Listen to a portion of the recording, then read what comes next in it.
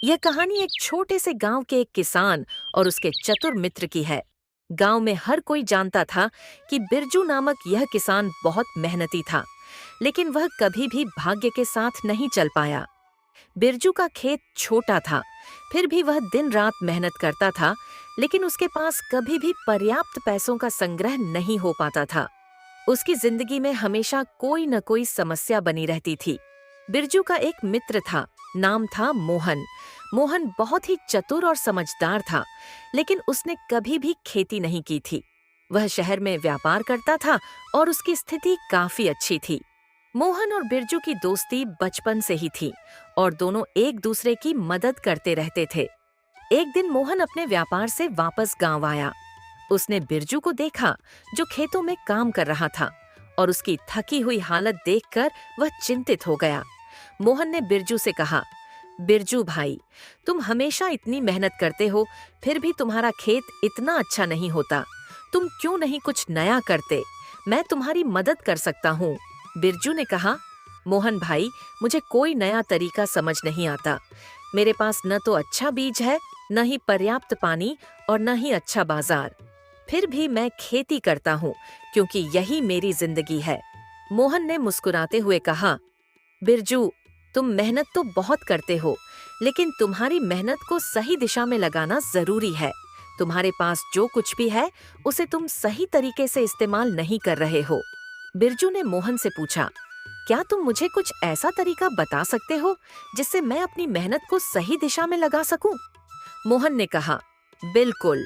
तुम अपना काम और मेहनत सही दिशा में लगाओ तो तुम्हारी किस्मत भी तुम्हारा साथ देगी। चलो, मैं तुम्हें एक तरीका बताता हूँ। इसके बाद मोहन ने बिरजू को सलाह दी कि वह अपने खेत में केवल एक प्रकार की फसल न उगाए, बल्कि विभिन्न प्रकार की फसलें उगाने की कोशिश करे।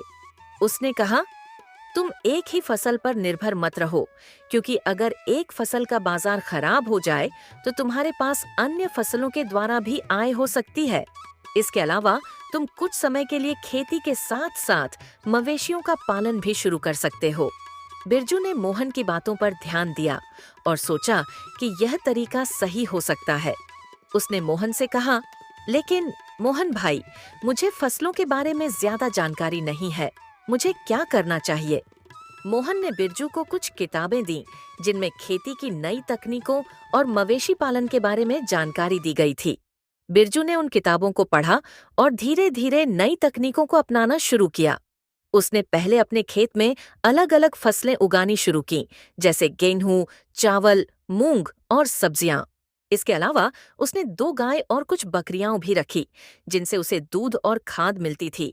वह अब अपने खेत में बारी बारी से फसलें उगाता था, ताकि एक फसल की महंगाई के कारण दूसरे फसल से फायदा हो सके। इसके अलावा मवेशियों से दूध बेचकर उसने अतिरिक्त आय प्राप्त करनी शुरू की। धीरे धीरे बिरजू की स्थिति सुधरने लगी। एक साल बाद मोहन फिर गांव आया और उसने देखा कि बिरजू का खेत अब पहले से कहीं अधिक हरा भरा और समृद्ध हो गया था। वह बहुत खुश हुआ और बिरजू से पूछा, बिरजू भाई, तुमने तो वाकई बहुत अच्छा काम किया है। अब तुम्हारा खेत बहुत अच्छा हो गया है। तुम्हारी मेहनत रंग लाई है। क्या तुमने कुछ नया किया? बिरजू ने हंसते हुए कहा, हाँ मोहन भाई, तुम्हारी सलाह का असर हुआ। मैंने अपने खेत में अब केवल एक ही फसल नहीं उगाई, बल्कि अलग अलग फसलें और मवेशी भी रखे। अब मेरे पास फसलें भी हैं, दूध भी है और बाजार भी अच्छा है। तुमने जो सलाह दी थी वह बिल्कुल सही थी। मोहन ने मुस्कुराते हुए कहा, मैं जानता था कि तुम में क्षमता है, बस तुम्हें थोड़ी सी दिशा चाहिए थी। अब तुम अपनी मेहनत को सही दिशा में लगा रहे हो।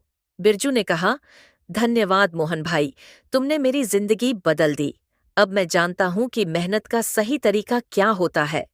इस कहानी से यह सीखने को मिलता है कि केवल मेहनत करना ही पर्याप्त नहीं होता, बल्कि मेहनत को सही दिशा और सही तरीके से लगाना भी बहुत जरूरी है। अगर इंसान अपनी मेहनत को सही दिशा में लगाता है, तो उसकी मेहनत जरूर रंग लाती है।